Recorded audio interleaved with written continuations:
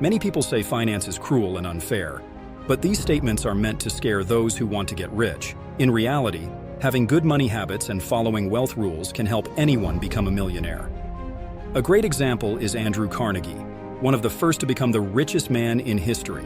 What were his principles and how can his experience help you become richer? Watch this video to find out. Welcome to the main finance channel. Your journey to wealth starts by clicking the subscribe button. Today, the name Carnegie is linked with Dale Carnegie and his famous How books. But 100 years ago, everyone knew Andrew Carnegie as one of the richest men ever. Dale changed the spelling of his name to match Andrew's, linking it with success. Andrew Carnegie made more money than John Rockefeller and J.P. Morgan. If we count his wealth by today's standards, Carnegie would be one of the richest men ever, behind only ancient emperors. Andrew Carnegie started life in poverty in Scotland, born in 1835. His family moved to the United States for a better life and settled near Pittsburgh, Pennsylvania. At 13, after only 5 grades of school, Andrew took a job in a spinning mill, earning $1.50 a week. Despite his humble beginnings, he became one of the wealthiest businessmen in history. I have summarized Carnegie's life into rules that helped him succeed in business. Now, I will share these rules with you. Build your career step by step from childhood. The next job young Andrew took was as a boiler stoker in a factory basement. This job was easier than working as a coiler, and he was paid more, $2.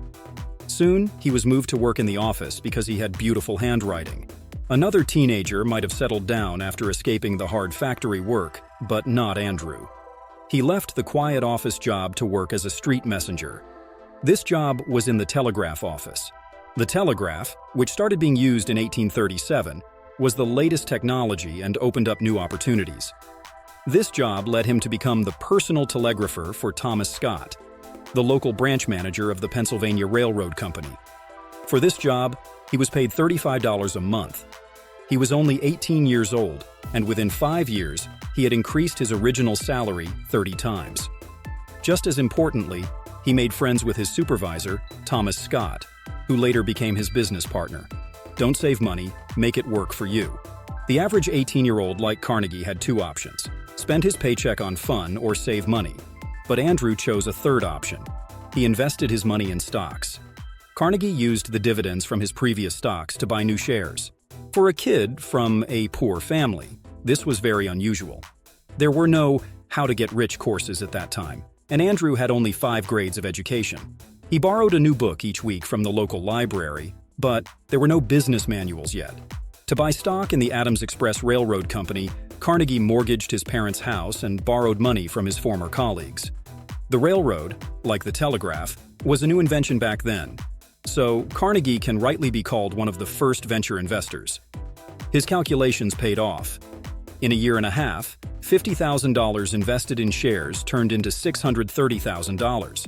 Carnegie continued buying shares of railroads, bridge building, and oil companies. He used the dividends from his previous stocks to buy new shares. It seems that he never followed the take it or leave it principle. When investing, look for new niches and combine risk and calculation. When buying shares of bridge building companies, Carnegie used careful planning and calculation. The U.S. was growing fast and needed infrastructure, so investing in bridges made sense. Carnegie saw this need and invested in companies that built bridges, knowing that they would be important for the country's development.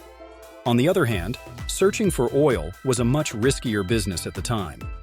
Carnegie bought plots of land in remote and abandoned areas, guided only by local stories about where oil might be found. This was a big gamble because there was no guarantee that oil would be found on these plots. Sometimes Carnegie was lucky, and he found oil. Other times, he was not so lucky and didn't find any oil. He couldn't sell the plots where he didn't find oil, even though he owned a total of 20,000 hectares for 30 years. These plots were essentially worthless without oil. However, when he did find oil, it paid off big. One oil-bearing site he bought for $40,000 gave Carnegie an annual income of $1 million over 10 years. This site's value also increased to $5 million. This shows how his risk and calculation combined to bring huge rewards. Carnegie's approach to investing teaches an important lesson. It's good to combine careful planning with taking risks. By investing in bridge-building companies, he made safe, calculated investments. By buying land for oil, He took big risks that sometimes didn't pay off, but other times brought huge rewards. When you invest, look for new opportunities and be willing to take some risks. Use careful planning and calculation to guide your decisions, but also be open to new and risky ventures. This way, you can find the balance between safety and big potential rewards. Carnegie's success came from finding a balance between safe investments and risky opportunities. His story shows that with the right mix of calculation and risk, you can achieve great financial success. Look for new niches, plan carefully, and don't be afraid to take risks. Find motivation for $250. At the start of his career, Carnegie received a $2.50 bonus. He gave this money to his parents to support his family. He later said that no other achievement made him happier than this one. He felt like he was in heaven. From that moment on, Carnegie realized he wanted to become rich, but not for himself. He wanted to make money so his parents could live a good life. Once Carnegie found this motivation, his enthusiasm and performance improved a lot. He didn't have enough drive to help himself, but he was motivated to do everything for someone else. So, whether you're doing it for your parents, your children, or to help people you don't even know, there has to be a constant reason in your mind. This will help you handle the challenges on your path to success. Follow the rule of 9/10. This story changed Carnegie's life. It is about an old man whose life was full of tragic events. People in town felt sorry for him, but the old man replied, "Yes, my friends, everything you say is true. I have lived a long life full of misery, but there is one curious fact. 9/10 of my troubles were not really there." Carnegie understood from that story that most of the problems and doubts that worry us don't really exist. Our brain tends to imagine the worst outcomes and act accordingly. But most of the imagined negative scenarios never happen. And even when they do, things don't turn out as bad as they seemed. By reminding himself of the rule of 9/10, Carnegie freed himself from the fear of the unknown and was able to take the risks needed to achieve great success. Step out of the shadows. One afternoon, a young man walked into Carnegie's office to interview him about his success. Instead of talking about his journey from poverty to wealth and his business deals, Carnegie shared something more important. He said the key to his success was his ability to forget his problems and smile at life. He believed that looking at life with optimism was more valuable than millions of dollars. Carnegie explained that young people can develop this ability. Just like moving from shadow to light, you can train your mind to focus on positive things. This mindset helped him in business. By staying positive, he could recover quickly from failures and find opportunities where others saw only problems. This positive attitude also helped Carnegie build strong relationships. People are drawn to those who are hopeful and positive. His optimism made him a good leader and a trusted business partner.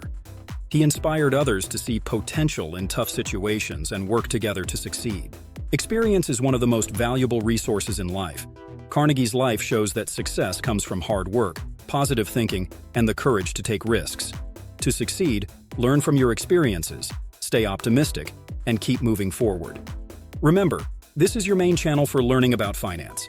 Subscribe to get more tips and stories to help you on your journey to wealth. With the right knowledge and attitude, you can become rich and successful. Believe in yourself, stay positive, and take action. I am sure you will succeed.